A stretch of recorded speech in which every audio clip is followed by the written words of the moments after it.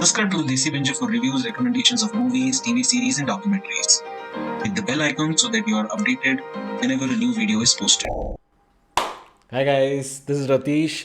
Just back from watching the new Ayushmann Khurrana film Dr. G in theatres, and this is what I thought about it. Last year, when Badhai Do released, I spoke about how these kind of social message comedy drama films are now becoming repetitive and formulaic. These films follow a similar playbook. First, pick a contentious topic. Then, set your movie in a Hindi heartland. Step 3, take a bankable star. So now you'll ask me, is Dr. G the same? Well, I'm glad to inform you that it is not. This Ayushmann Khurrana film is actually quite refreshing, entertaining and funny. In fact, efforts have been made to ensure that it isn't preachy or in your face. While there are some playbook elements that have been played, like the small town bit and the climax bit, but I didn't mind that because overall the movie engaged me. So what is Dr. G all about? Directed by Anubhuti Kashyap, Anurag Kashyap's sister, and written by Sumit Saxena and Saurabh Bhatt, Dr. G, starring Ayushmann Khurrana, Rakul Preet, and the amazing Shefali Shah, is essentially a one-line story. Uday Gupta, a medical student from Bhopal, badly wants to pursue orthopaedics, but finds himself as the lone male student in the Gynaecology department. What happens next? How does Uday cope with the situation? What about his personal life? Answers to these questions form the rest of the film. As is the case with all Ayushmann Khurrana films, this is the journey from unawareness to awareness, arrogance to humility, and ignorance to knowledge. Uday feels stuck. His argument is valid. Pregnant women do not prefer male gynecologists. हमेशा वो female doctor prefer करते हैं। Male female क्या होता है? Doctor doctor होता है। Patient जैसा नहीं सोचते ना। पहले आप तो ऐसा सोचे। You have to lose the male touch. The movie uses the male touch not just as a medical aspect but also as a metaphor. A metaphor for all the aspects and traits of the male privilege or the male gaze. Ayushmann's character is not shown as a monster. I mean, like he says in the first line of the film itself, "मैं कबीर सिंह नहीं हूँ." It's not that he treats them as property or something. It's just that he doesn't think high of them. His girlfriend can't have a platonic relation. His seniors can't drag him because they are girls. He feels that they should rather be sitting at home and logging into matrimonial websites. He feels entitled, he's ignorant of the sacrifices that others would have made for him. He doesn't think twice before doing something illegal against a minor girl. The script is so nicely written that all these elements that play out as comedy or random things in the first half make a comeback in the second half as lessons for our main protagonist, Uday Gupta.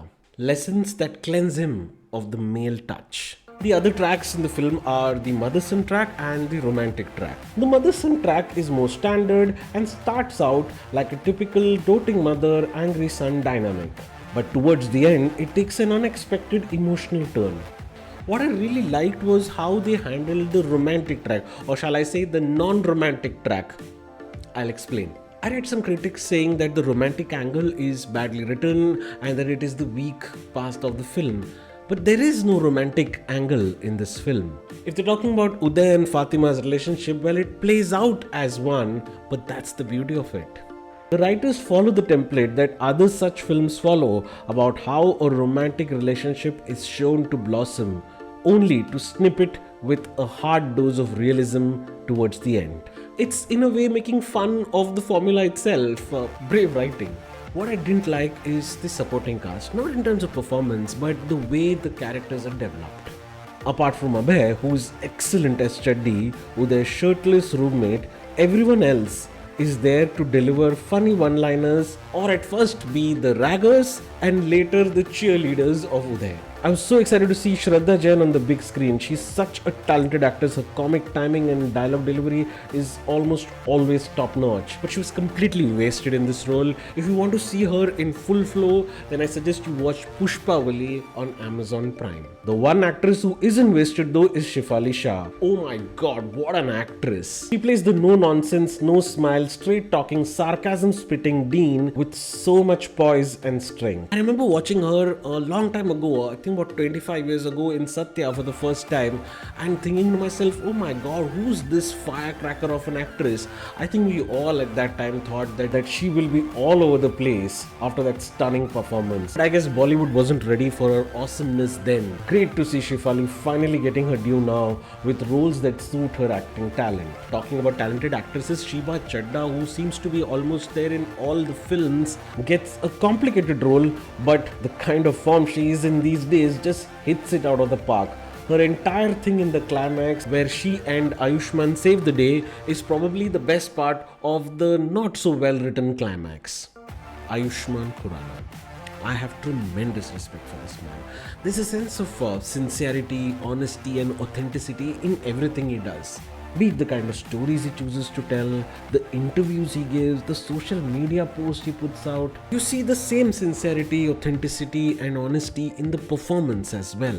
The subtle changes in the way he reacts to a character who he once idolized, absolutely fabulous.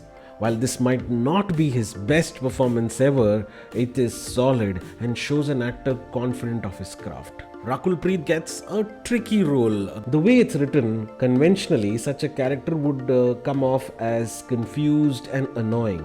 But Rakul, with all her charm and skills, avoids that. She comes off as genuine. All in all, while there are some things about the film that does not quite land, like the climax and the supporting cast elements, there is a lot to like in Dr. G.